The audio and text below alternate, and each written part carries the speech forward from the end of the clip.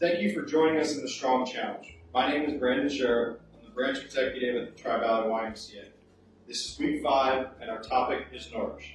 Today, we will discuss basic information about nutrition. Everyone's situation will be a little bit different, but everybody will be able to take something from our discussion today. My guest today is Ruby Adams. She's a fitness instructor at the Tri-Valley YMCA. She also has a Bachelors of Science in Nutrition and Holistic Nutrition. With that being said, we will get started. Since today's little session is on basic health and general nutrition, what are the basics for general health? Hi, Brandon. The basics are nutrition is what you put into your body, so that's 90% of the basics that we do. The other 10% is exercise. People tend to think that's flip-flop. They always want to overdo it with the exercise. But how you use your body, which is exercise, is only 10%. I also touch on sleep, though, because that is a basic that you have to have. And that's how you rest your body.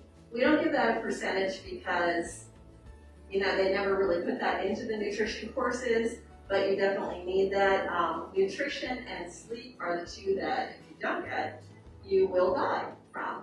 Exercise, you won't. Now, that doesn't give anybody the right to say, oh, I don't have to exercise. But you can, it's just not a good quality of life if you're not exercising, but you can live without doing it. So that's why it's only given the 10% for that. We also could touch a little bit on social mental health, which I know teaching the Silver Sneakers class, that also uplifts people too. Again, that doesn't get a percentage though because it's not considered, into the nutrition course. So you mentioned a little bit about percentages, and obviously 90% being the nutritional piece. Is that the one that you would typically suggest that people start with? Yes, normally I start with nutrition. Most people think exercise is the first thing to change your body, but it's not. Exercise just enhances the body. The nutrition is the first thing that you want to do to make any kind of health changes, for your weight, for muscle mass, anything like that. You always need the nutrition to help first. Obviously, you cannot live without food or water or sleep, so that's why I always start with that. We need to do the things to help us survive. So the big ones I always start with are always water.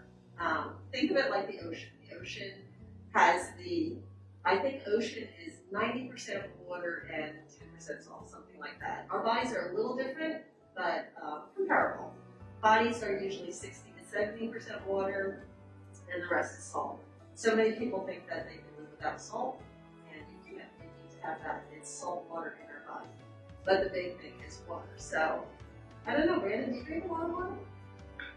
I try to. I'm not the best at it, but I certainly try to drink a little bit of water every day. Try and substitute different sugary drinks, sodas, Gatorades, things like that, and use water. Okay. Do you have any idea how much water you're supposed to have for a day? I know it's a lot. It's a large amount. I know a lot of people do the gallon challenge, where they'll fill a gallon in the morning and then try and go throughout the day and drink that gallon of water. Okay. And those are all okay methods, and I know doctors are still always on the 8 glasses a day. Again, that's an average, they're okay. But if you want to do it for your body, because you can have a big, 6-foot guy and weighing 200 pounds, and then you can have a little petite girl who's only 5 foot and 100 pounds. So obviously you're not going to need the same amount of water. So take how much you weigh, divide it in half, and that's the ounces that you need per day. So if you weigh 100 pounds, you're going to divide that in half, 50 ounces a day. I don't ask that you do that all at once. And actually, what you brought up too, the gallon challenge, there was something else, was on a radio show. They were doing some kind of a challenge, and to see how much water you could drink the quickest. Drinking too much water in one shot actually can kill you. Your body can only take, I always recommend at a time, 4 ounces, 8 ounces are good. You can do up to 16 ounces in an hour. If you're doing like a liter or more an hour, it will actually flush your body. That's going to flush out the sodium. It's going to flush through the kidneys too fast. And that's what happened to a few of the people who did that challenge. And one girl actually died. Interesting. So it can actually make it that it flushes so much it will swell your brain, put you in a seizure, coma, and die. So again, not saying you shouldn't drink water, just don't go crazy.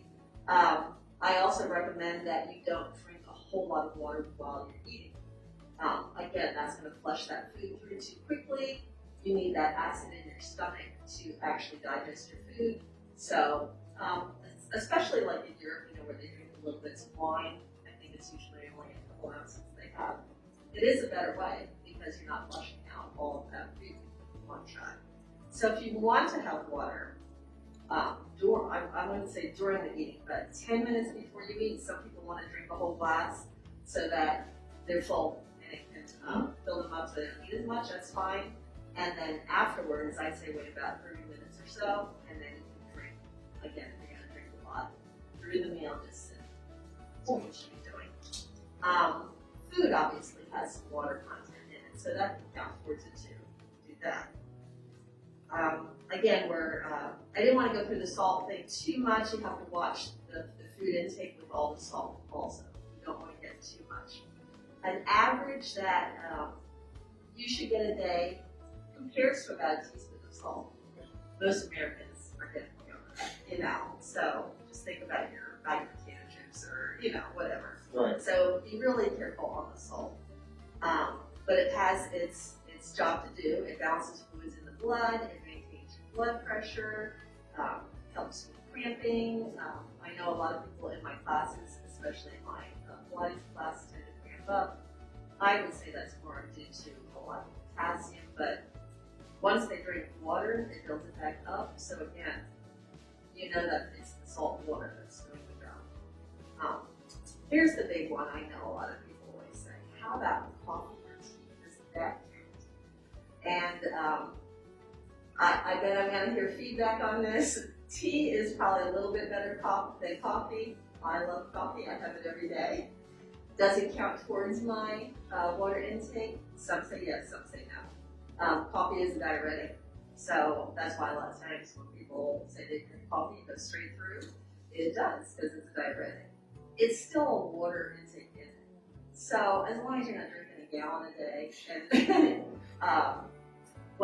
what is said, research has found that 1 to 3 cups a day is actually good for you. Some of the nutrition clients I have actually who have Parkinson's or Alzheimer's, it's called bullet coffee. I actually do that. And for Alzheimer's and Parkinson's, a lot of it is a lack of fat in the brain, also B12, and that's a long thing to get into. But the bullet coffee, you can actually put the fat back into your brain because the mix of it is using a heavy cream. This is gross. Some people actually put butter in. If you want to sweeten anything up, you can use stevia. You just don't want to use the sugar. That's a big one to stay away from too. But the coffee is full of antioxidants, also minerals, vitamins, so it's good for you. And teas also help with the cancers, so those are good. But really try to get water in there. 1 or 2 of the teas and coffees a day is bad, but you want to really stick with the water. As far you had said Gatorade and some of those things. It can be good or bad. I'm not a big fan of anything that they are not natural colors. And that means there's dyes in there. And there's some people who are really, really sensitive to that. And it's not natural in your system. So if you're going to have it here and there, okay. I wouldn't rely on that as your everyday, drinking that as your fluid for an everyday kind of thing. Great. So then at that point, as far as the nutrition piece, you have really hit on a lot of the fluid intake. Do you have any tips as far as the official, vegetable protein, the actual meal piece of it? The water intake is obviously important, but that next step of what we should be eating with our meals. Right, and that would be the next step. I tend to go more with the food pyramid, the Mediterranean one. The American one still has too much on the carbs. I think we have gotten too crazy with the no carbs because your body obviously does need those also, but it's the kind of carbs. So you want to always stay away from processed and you want to do more natural. When people ask about processed, I always say just if you can't grow it, that means it's processed. You know what I mean? Now, obviously, you can grow your wheats, your rice, and all that. That's usually a milled process. It's better for you. You don't want to have things that have chemicals all added into it. So you have to really start learning how to read your labels. And like I said, in a little session like this, you can't go over all that, and that would be a good thing to start learning how to do. But you have to get into your basic food group. So for the Mediterranean one, they're saying every day you should have fruits, vegetables, grains, beans, nuts, seeds, olive oil. They're big on their olive oil, which is a good fat, for you. We don't have that. We're saying every day bread, cereal, rice, and pasta. And that's going to fatten you up. You know what I mean? They're also very big on their fish and seafood. And we say, oh, you can have that once in a while. The way I do it for my family as an example is you should not eat meat every day. So it's too hard on your system. You can't process it all the time. So if you're going to have meat, have it once or twice a week. Then you can have fish. You can have that. So there you have 2 or 3 days. You can have poultry. You can have your chicken or turkey, which they're good. I always have one day that we do some kind of, for our dinner, an omelet. And you can use all your leftover vegetables or something. You can also do that in soups. And you can use leftover things. So it doesn't always have to be, everybody always thinks, oh, I have to sit down and have like your chicken and broccoli and your potato and stuff. You don't have to do that, Think and make it a little different. You can even have breakfast for dinner if you like. That's one of my favorites. And mine too, I like that. And even pancakes, I make protein pancakes. You can do that. So there's lots of different things you can do. Also, there's a big, I don't want to say that people are saying it's good or bad. Some people are saying you should never have dairy. Other people say you can. I think that the best kind of dairy to have is anything that is fermented or cultured, meaning your yogurts, especially Greek yogurt, some of your cheeses, like your cottage cheese, and the butters. I just think that those are so good for you. I think that is something that you can have every day. I do. Stay away again from your yogurts that are colored like neon bright. That's not natural, so that's what tricks and I don't know what other yogurts are out there. Try to go either with plain yogurt or a vanilla. Those are usually the ones with less sugar in. They're more plain, and then you add your own fruit to it. Even if you want to put a little natural fruit juice, you can do that into it. Some people even like to put vegetables in. You can put in some dark chocolate or carob. There's lots of varieties that you shouldn't get bored with it. I pretty much have that every day or every other day. So you can do that for your breakfasts or lunches.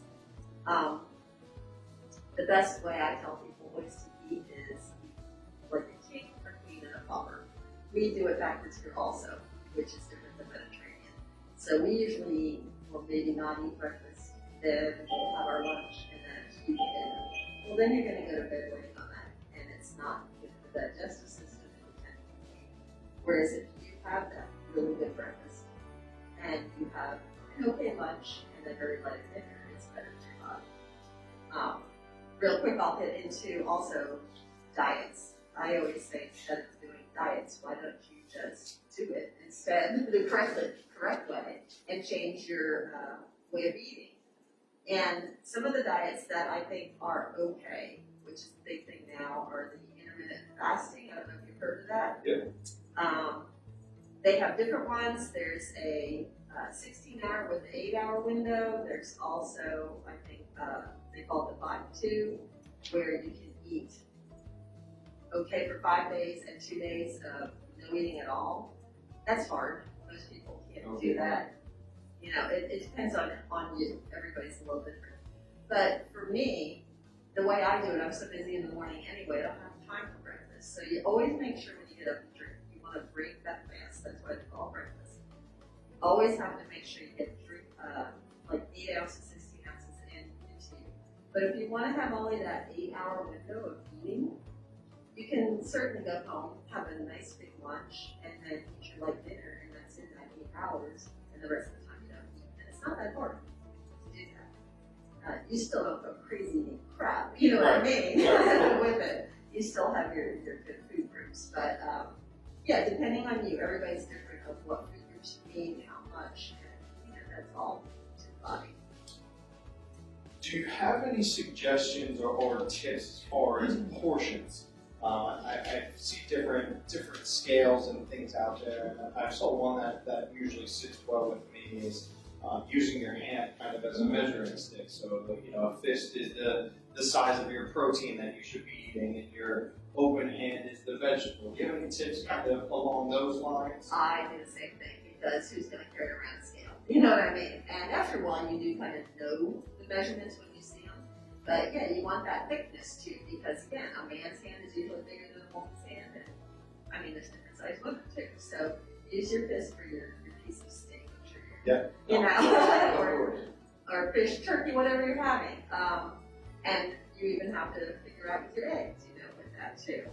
The open hand, yeah, that's one slice of bread. And how many people ever eat spaghetti? That's just that much, So that's your carbs also. And I didn't hit on this either, talking of carbs and sugar.